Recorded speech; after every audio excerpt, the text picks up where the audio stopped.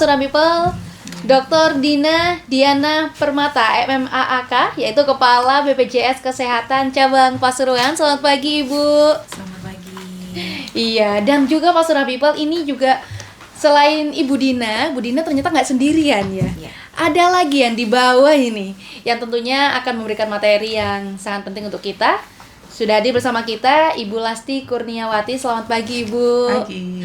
Oke, semoga sehat selalu ya. Ibu-ibunya udah datang ke studio Suara Pasuruan, yang pastinya ini bukan pertama kali karena tadi sempet canggung. Wah, ada yang berubah nih. Ada yang baru. Ada yang baru. Studio kita alhamdulillah udah direnov, dan tentu saja dengan wajah yang baru, dengan semangat yang baru, juga akan melayani masyarakat Kabupaten Pasuruan, Dokter. Nah, hari ini kita akan membahas tentang implementasi Peraturan Polisi Nomor 6 Tahun 2023 terkait persyaratan kepesertaan JKN aktif bagi pemohon SKCK. Yang mana, Dokter, ini kemarin lagi rame di sosial media nih.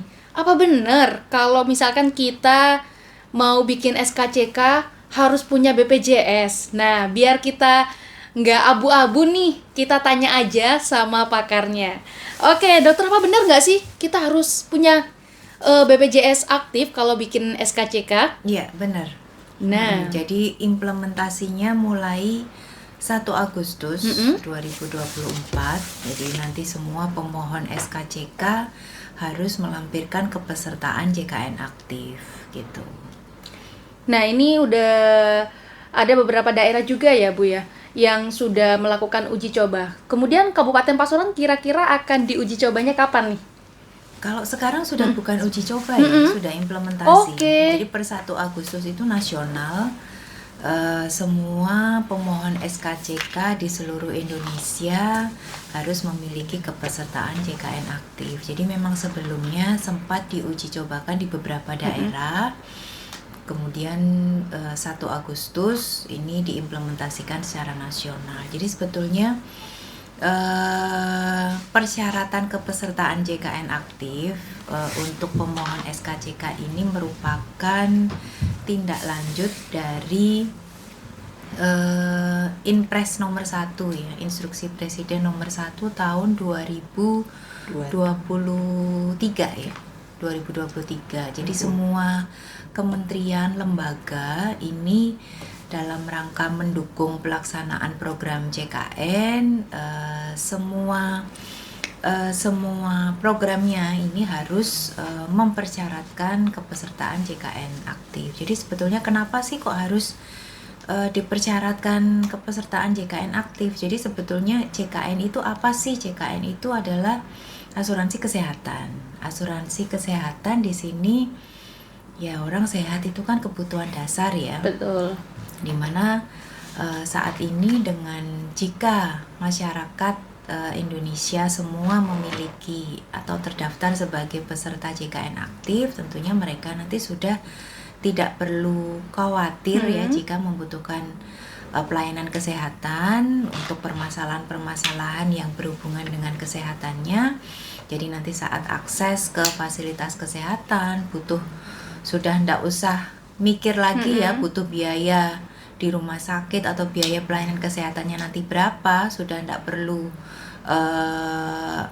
bingung lagi karena nantinya sudah ada penjaminnya yaitu BPJS Kesehatan. Gitu. Nah, itu sangat mempermudah kita semua sih. Apakah cuma ngurus SKCK aja yang perlu BPJS aktif, Dokter?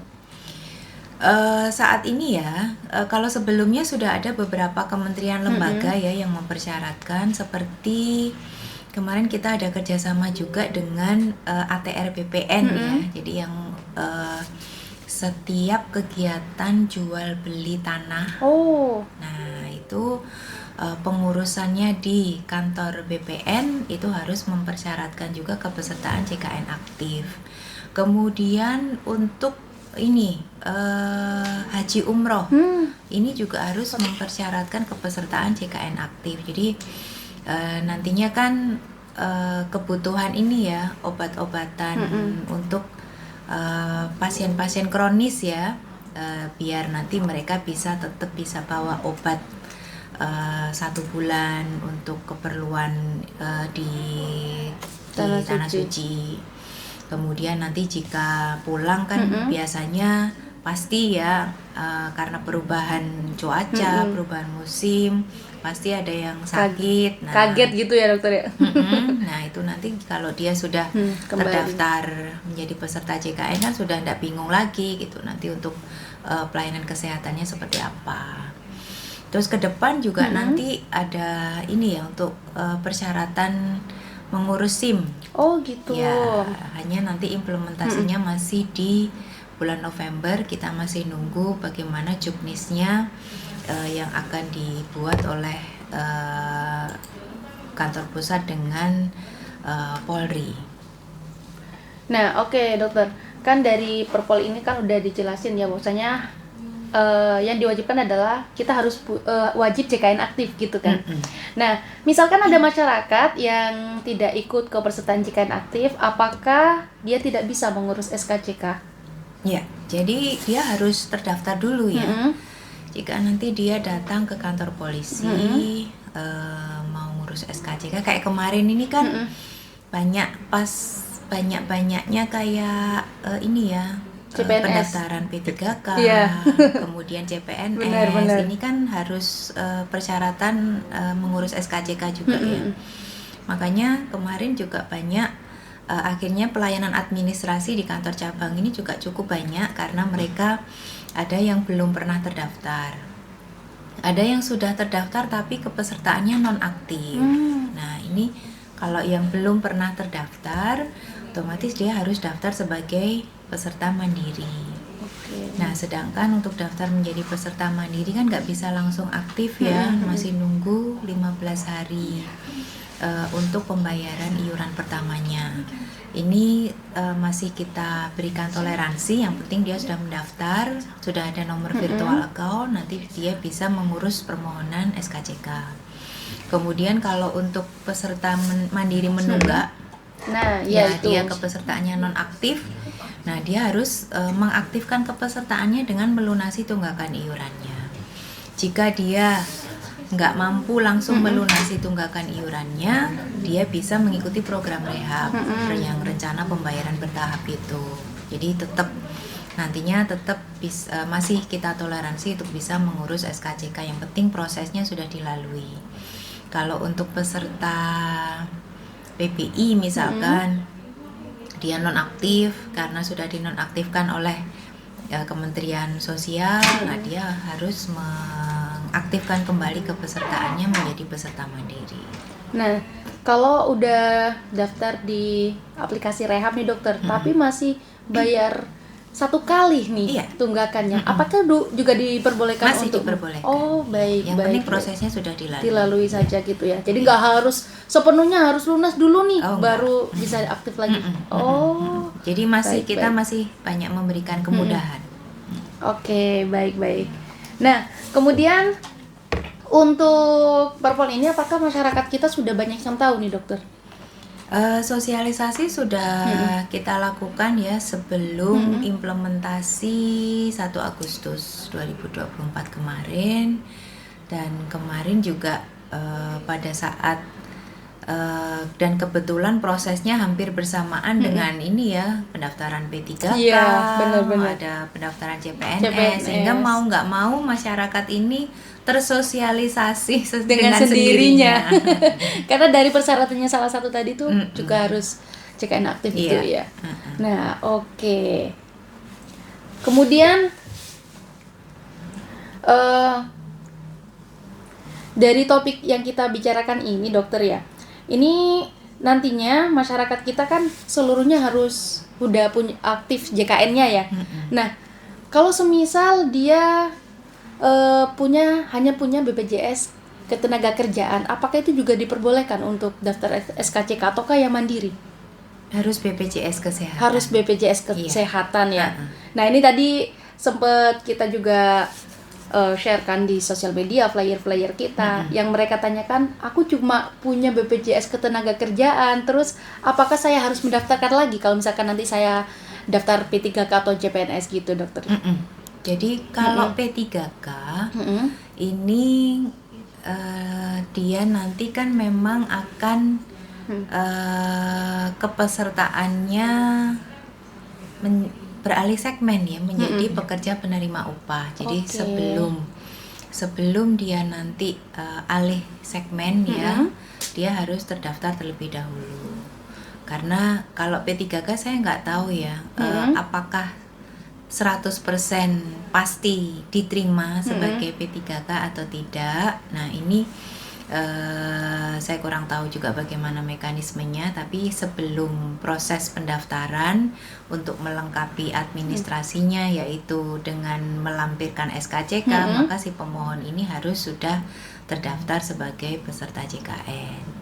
Jadi kalau ditanya, kalau misalkan saya sudah punya BPJS tenaga kerja, apakah saya tetap harus daftar BPJS kesehatan gitu ya? Ya tetap, karena penjaminannya akan berbeda.